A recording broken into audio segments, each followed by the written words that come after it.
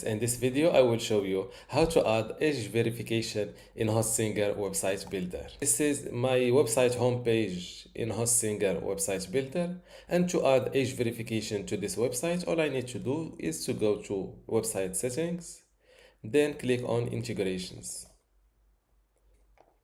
Now add this very long code to your website, just like that. To get this code, just check this website description. Then add this code just like that. Don't forget to save your changes.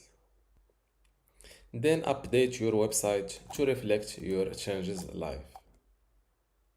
Now let's view my website live. And this is my age verification banner or pop-up just added to my website. To edit this text, just copy this text, go back to your custom code and hit Ctrl or go to edit, then click on find,